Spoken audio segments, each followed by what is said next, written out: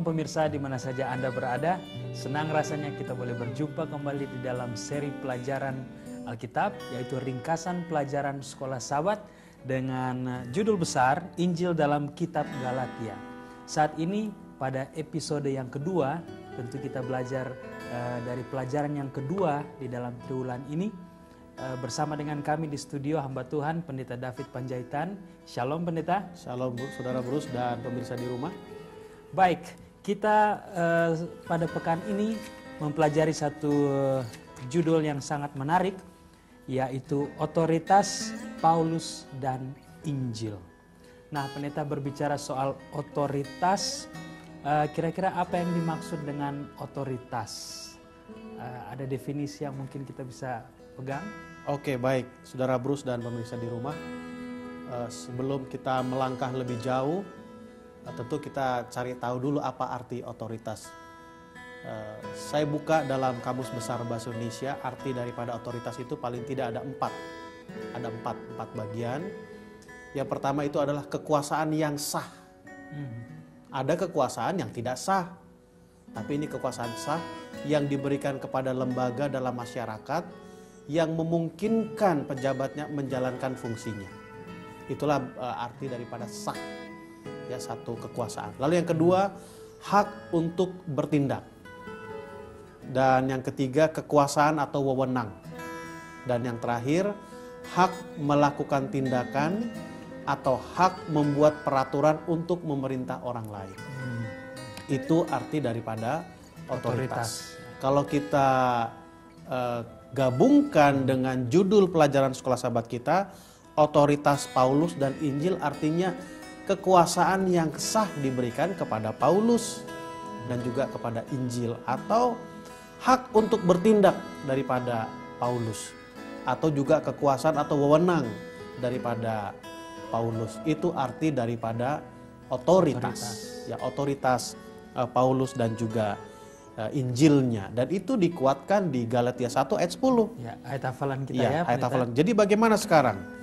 Adakah aku cari kesukaan manusia atau kesukaan Allah? Ini arti lain atau otoritas lain, otoritas yang lebih yang Rasul Paulus katakan. Jadi arti otoritas adalah wewenang. Jadi Paulus katakan, wewenang saya bukan kesukaan manusia, tapi wewenang yang saya punya itu adalah kesenangan daripada siapa? Daripada Allah. Itu arti otoritas, dan juga hubungannya judul pelajaran sekolah Sabat kita dengan ayat inti yang kita baca dari buku Galatia 1 ayat yang ke-10. Terima kasih Pendeta, luar biasa. Kalau kita lihat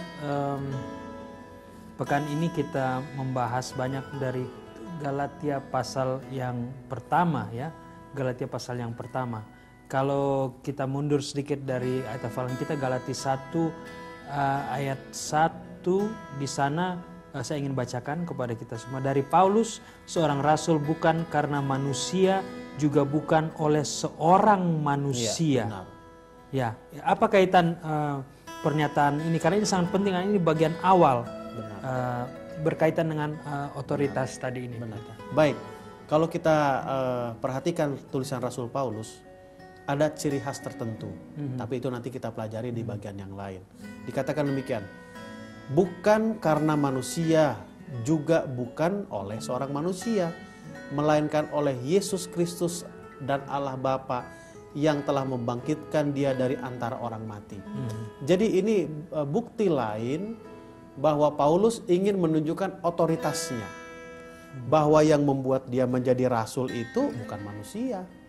Yang membuat dia menjadi seorang juru kabar kepada orang-orang non-Yahudi itu bukan manusia, melainkan siapa? Tuhan. Melainkan Allah, Yesus Kristus. Yesus Kristus yang mana? Yang telah mati dan yang telah bangkit. Nah, ini satu hal yang kuat, satu hal yang sangat tegas, bahwa Rasul Paulus itu bukan rasul yang diangkat oleh manusia. Kenapa saya katakan demikian, Saudara Bus dan pemirsa di rumah? Kadang ada seseorang yang disenangi oleh masyarakat, wah sudah dialah yang benar. Ya, karena banyak pemirsa atau banyak pengikutnya, wah dialah yang benar. Tetapi Rasul Paulus katakan apa? Oh, bukan karena banyak orang benar, bukan karena manusia, tetapi karena Tuhan. Yesus Kristus. Yesus Kristus yang mana? Dia yang telah mati dan juga bangkit di antara orang apa? Orang mati. Nah, pendeta, ada kemungkinan nggak Paulus perlu menyatakan bahwa dia bukan karena manusia, bukan oleh seorang manusia?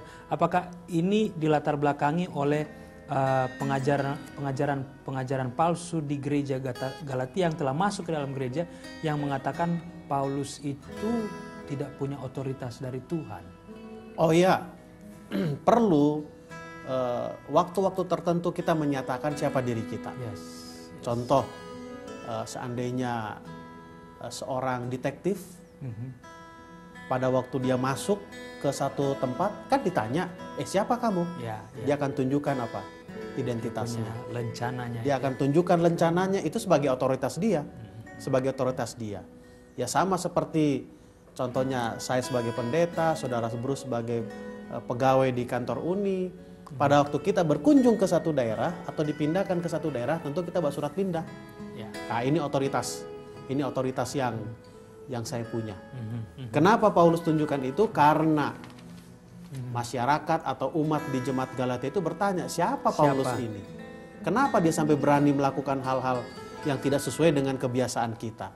Lalu Paulus katakan, saya Rasul Paulus yang bukan dipilih oleh manusia, tetapi dipilih oleh Allah, Yesus Kristus yang telah mati dan bangkit dari antara orang mati. Baik, terima kasih pendeta. Nah, pertanyaan selanjutnya, apakah ada pribadi-pribadi yang lain pada zaman itu yang mengakui akan otoritas Paulus? Ada. Ada beberapa yang lain atau ada beberapa kelompok atau beberapa orang yang mengakui otoritas daripada siapa?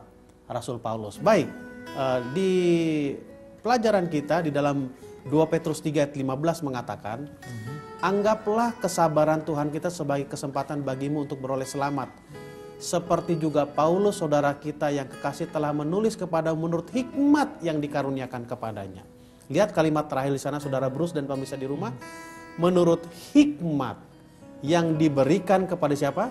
Kepada Paulus. Lalu ayat 16-nya.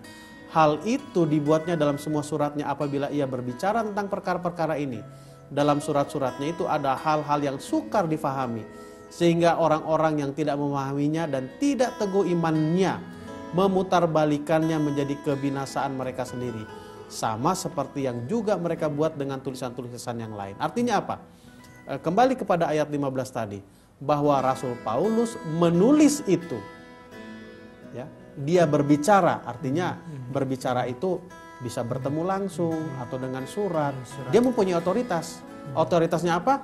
Menurut hikmat, bukan menurut pikirannya. Betul. Hikmat itu adalah sesuatu yang diberikan oleh Allah, yang dikaruniakan kepada siapa? Kepada Rasul Paulus.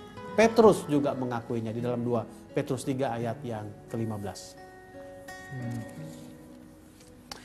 Nah, di dalam sekolah sahabat kita pada hari Minggu khususnya, di sana ditemukan bahwa ada bentuk atau ya bentuk dasar dari surat-surat Paulus ya.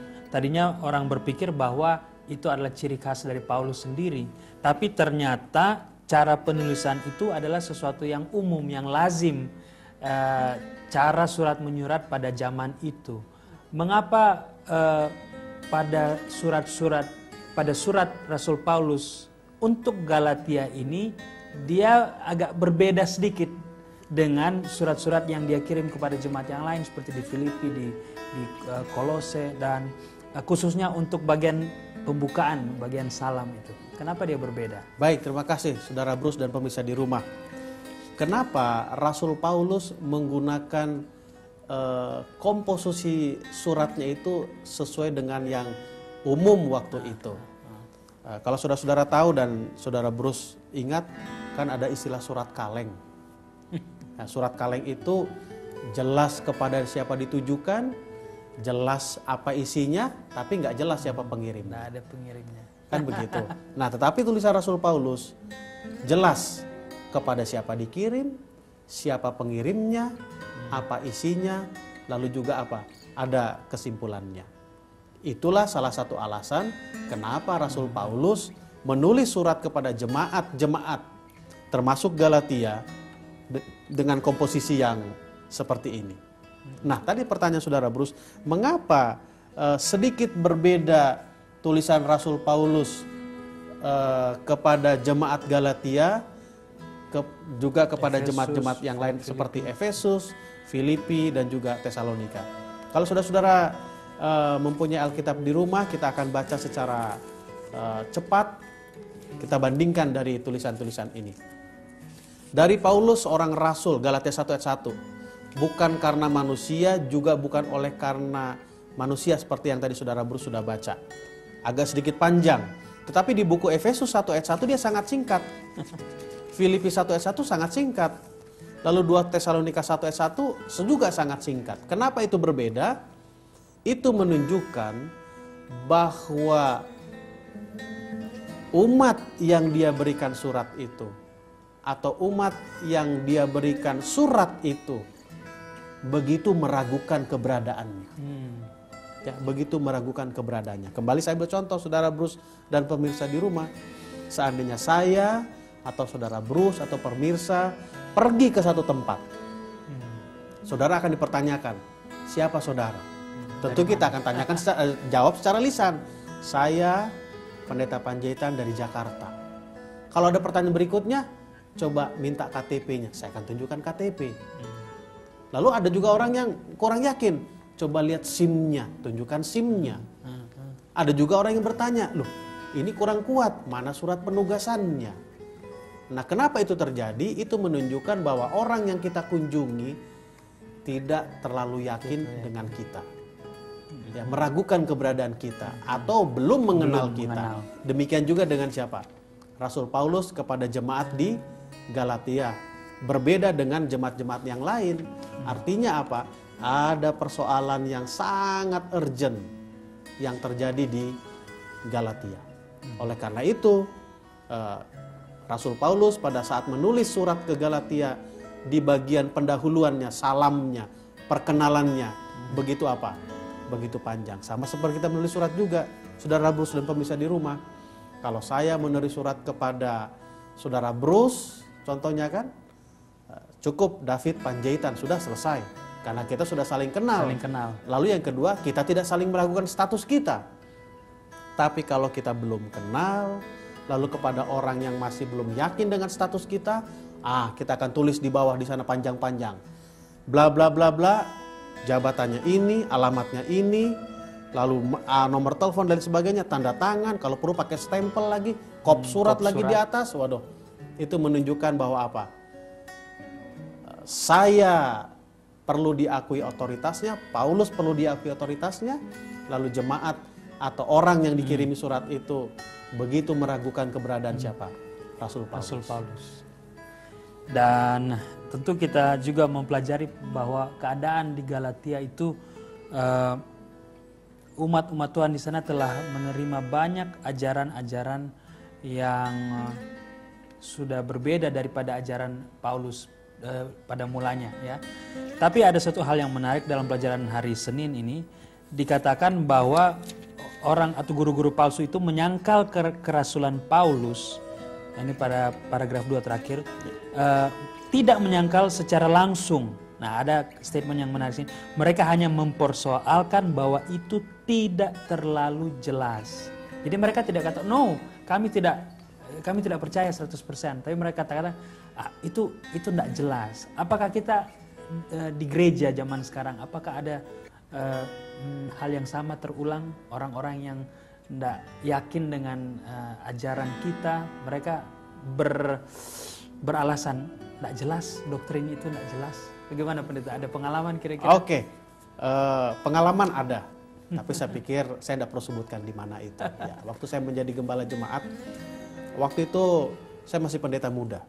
Kalau seorang pendeta ditempatkan di satu tempat, akan ada pertanyaan pertama yang perlu dijawab oleh pendeta, dan itu dijawab dalam waktu 1 tahun. Pertanyaan pertama itu, siapa kamu? Dan biasanya anggota ini atau umat yang kita kunjungi itu bukan hanya keluar kata-kata, tapi dari sikap juga. Ya. Dari setiap pertanyaan pada waktu kita menyampaikan, baik itu khotbah, sekolah sabat, atau apa saja kita sampaikan, selalu ada pertanyaan-pertanyaan. Jadi pernah sekali waktu saya diminta untuk memimpin diskusi sekolah sabat di gereja yang besar. Bayangkan Saudara Bruce, saya masih umur 22 tahun waktu itu. Badan saya tidak seperti sekarang ini, agak sedikit berisi bandingkan dulu.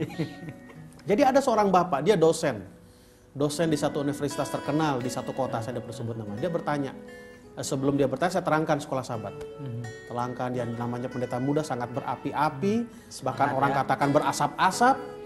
Lalu dia bertanya, pertanyaannya unik. Dia tanyakan begini, pendeta tahu dari mana itu semua, katanya. Pendeta tahu dari mana itu semua, katanya.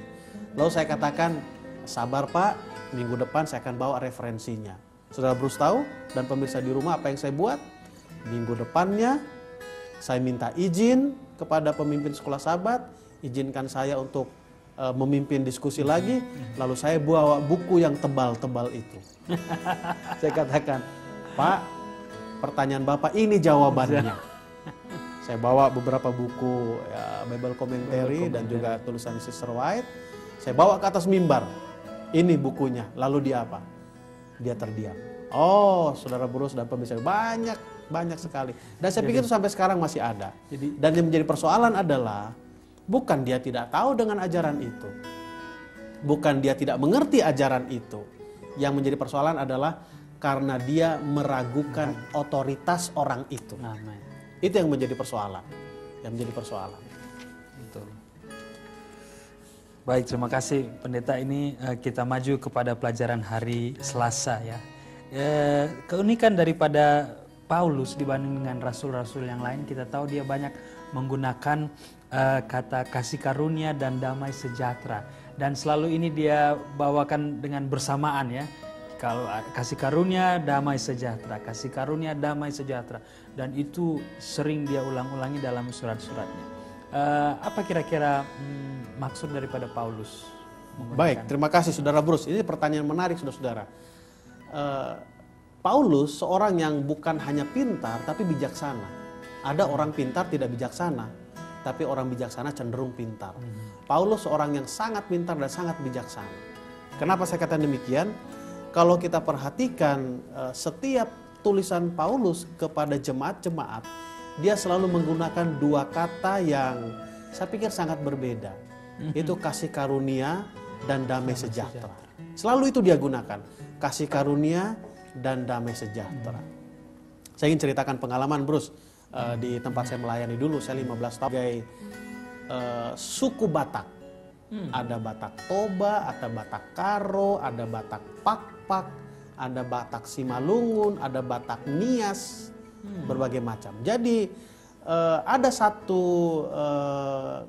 kebiasaan baik untuk menyentuh hati pendengar, kita gunakan bahasanya.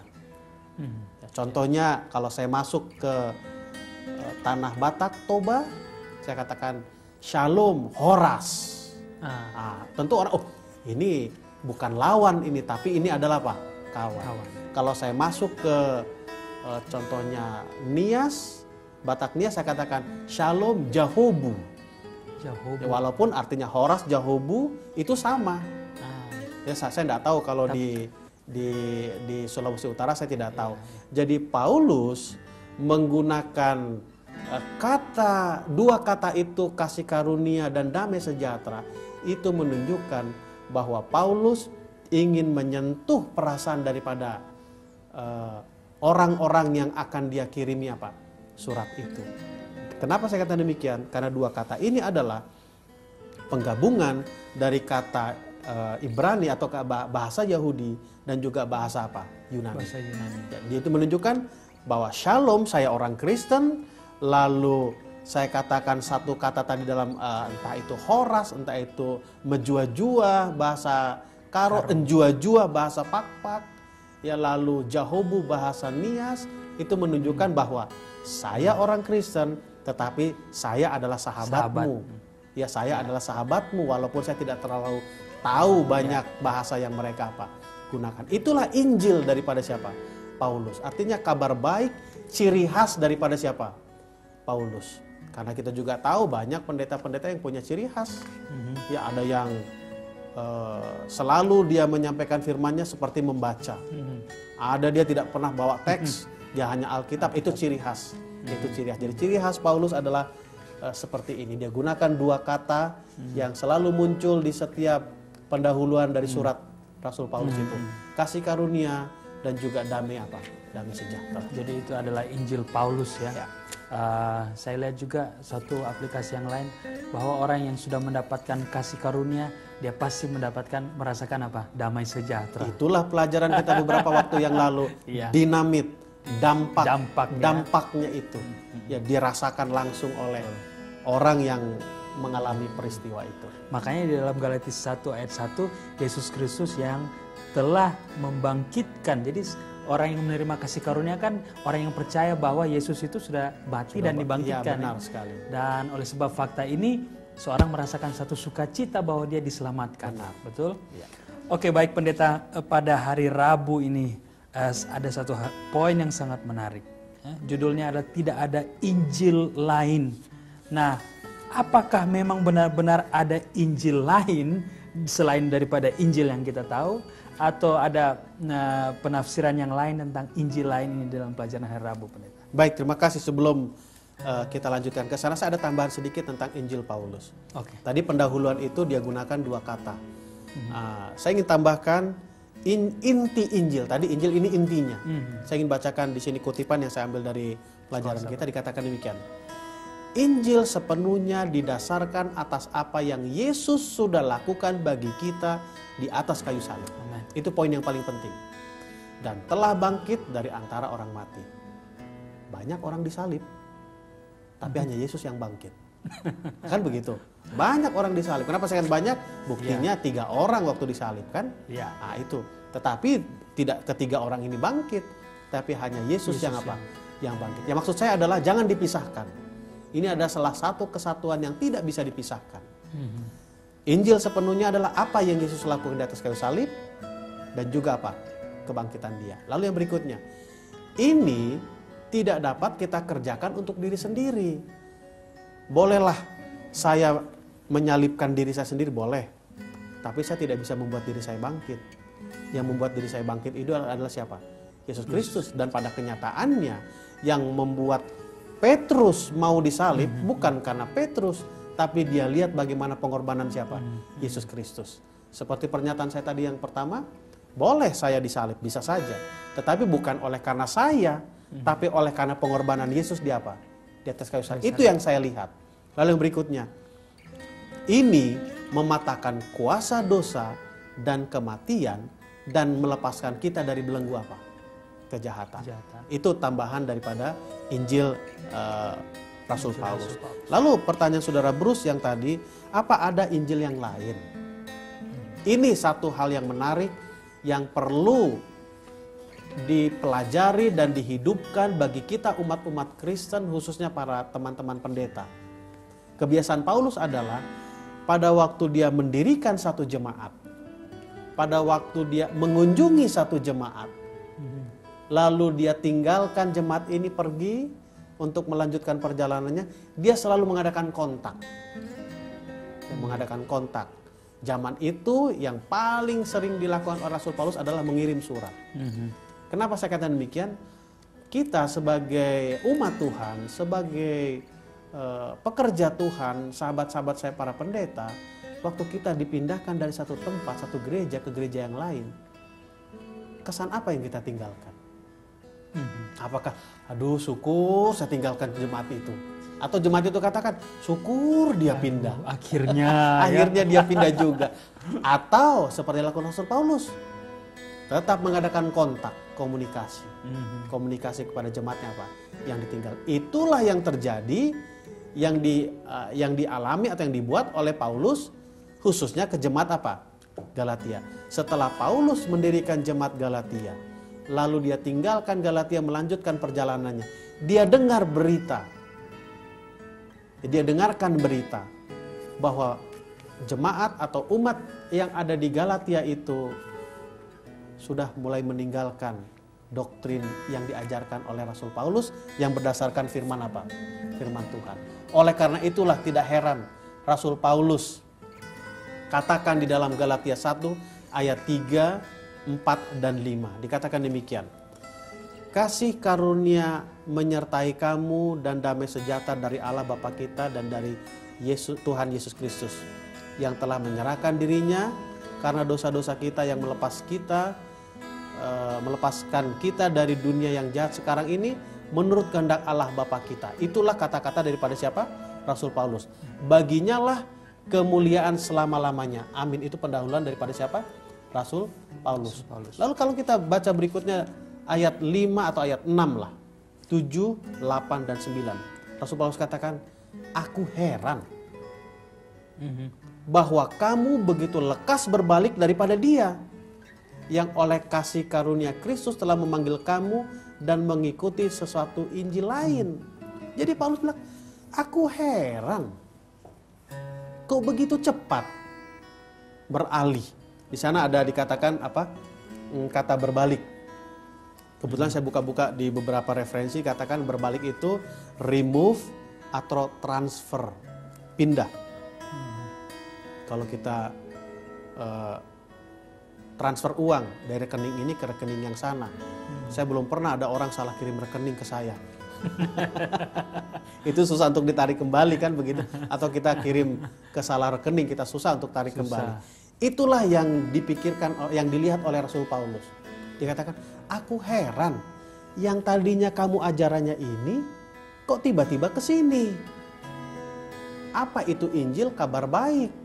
Pada Rasul Paulus katakan kabar baiknya yang tadi itu. Yesus Kristus sudah mati dan sudah bangkit. Kok tiba-tiba beralih ke yang lain? Itulah yang Rasul Paulus istilahkan. Rasul Paulus istilahkan seperti ada Injil yang lain. Kenapa? Karena setiap umat manusia selalu mencari yang terbaik. Kalau dalam bahasa orang mudanya, pindah ke lain hati. Atau dalam bahasa orang muda yang lainnya, sepertinya rumput di tetangga lebih hijau daripada apa? Rumput di tempat kita. Itu keheranan daripada siapa? Rasul Paulus, sehingga dia keluarkan istilah seolah-olah ada Injil yang lain, seolah-olah ada rumput yang lain, seolah-olah ada bunga yang lain yang membuat dia apa? Membuat seseorang ini tertarik. Itulah di pelajaran hari Rabu. Bagaimana jemaat di Galatia ini berubah pandangannya yang diajarkan oleh Paulus, karena ajaran Paulus itu sesuai dengan apa? Firman Tuhan. Kenapa saya demikian? Itu sama dengan pelajaran hari Kamis, asal usul Injil Paulus. Kalau kita baca Galatia 1:11, sebab aku menegaskan kepadamu saudara-saudaraku bahwa Injil yang kuberitakan ini bukan Injil manusia. Ayat 12, karena aku bukan menerimanya dari manusia dan bukan manusia yang mengajarkannya kepadaku, tetapi aku menerimanya oleh pernyataan Yesus Kristus. Injil yang kubawa ini, firman Tuhan yang kubawa ini, kata Rasul Paulus, berasal dari Tuhan, bukan dari manusia.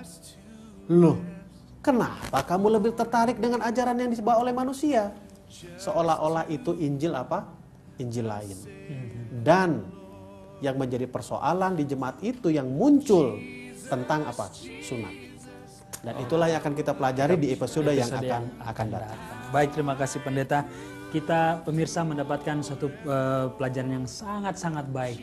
Dan kalau kita perhatikan dari hari demi hari, meskipun Rasul Paulus menekankan otoritasnya dia sebagai rasul, jangan lupa dia juga menekankan akan sumber otoritas itu, yaitu Yesus Kristus sendiri. Jangan lupa di dalam kehidupan kita sebagai umat percaya selalu membawa orang untuk datang kepada siapa? Yesus Kristus sebagai sumber otoritas, sumber kabar baik dan sumber keselamatan kita. Baik, kita akan akhiri episode kali ini dan mari kita berdoa bersama-sama dan pendeta Panjaitan akan pimpin kita dalam doa.